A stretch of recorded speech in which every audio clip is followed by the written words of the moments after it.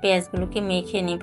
যতক্ষণ পর্যন্ত পেঁয়াজের একটা জুসি একটা ভাব চলে না আসবে, খুব ভালো করে মিশিয়ে নিব। তাহলে পেঁয়াজের মধ্যে যে কাঁচামরিচের সুন্দর একটা ফ্লেভার ছড়াবে, খেতেও ভালো লাগবে পেঁয়াজটা। এখন আমি ডাল বাটা দিয়ে দিয়েছি, মানে 3 ভাগের 2 ভাগ পেঁয়াজ, 1 ভাগ ডাল বাটা, আর 1 টেবিল চামচ পরিমাণ চালের গুঁড়া, আর 1 টেবিল চামচ পরিমাণ ময়দা দিয়ে দিয়েছি। আর ময়দা চালের গুঁড়াটা না দিলেও হবে, চালের গুঁড়াটা দিলে অনেকটা ক্রিস্পি হবে। 1 চিমটি পরিমাণ বেকিং পাউডার দিয়ে দিয়েছি। আমার পরিমাণটা বুঝে আমি 1 চিমটি দিয়েছি, আপনারা পরিমাণ বুঝে বাড়িয়ে কমিয়ে দিতে পারেন। খুব ভালো করে মেখে পেঁয়াজের শেপ দিয়ে তেলটা যখন গরম হয়ে আসবে তখন একে একে পেঁয়াজগুলোকে দিয়ে দিব। আর অবশ্যই তেলটা মিডিয়াম গরম লাগবে, একদম লো হিটে রাখে ভাজা যাবে না।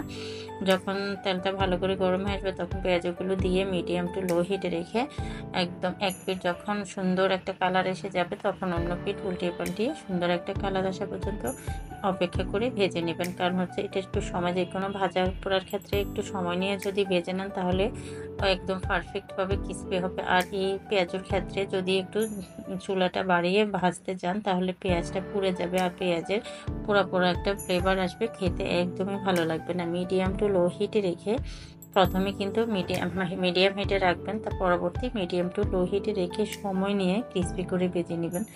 আর এতটাই ক্রিস্পি হয়, খেতে ভীষণ মজা হয়। বেকিং পাউডার 1 চিমটি দেওয়ার কারণে এটা ক্রিস্পি অনেক মুচমুচে এবং খাস্তা হয়, অনেকক্ষণ পর্যন্ত ক্রিস্পি থাকবে। আর এই পেঁয়াজের সুন্দর একটা ফ্লেভার ছড়াবে। আর যেহেতু বেশিরভাগটাই পেঁয়াজ দিয়েছি, আর দোকানের মতো পেঁয়াজও কিন্তু দোকানে কিন্তু এত পেঁয়াজ ব্যবহার করে না। পেঁয়াজটা যদি বেশি হয় পেঁয়াজটা অন্যরকম একটা ফ্লেভার আসে আর খেতে ভালো লাগে। দেখেন একটা পেঁয়াজও উঠিয়ে দেখাচ্ছি, একটু সময় নিয়ে সুন্দর একটা কালার আসা পর্যন্ত অপেক্ষা করব। দেখেন আমার পেঁয়াজগুলো অনেকটাই হয়ে গেছে, এগুলো কিন্তু তেল তেমন একটা চুষেও নেবে না।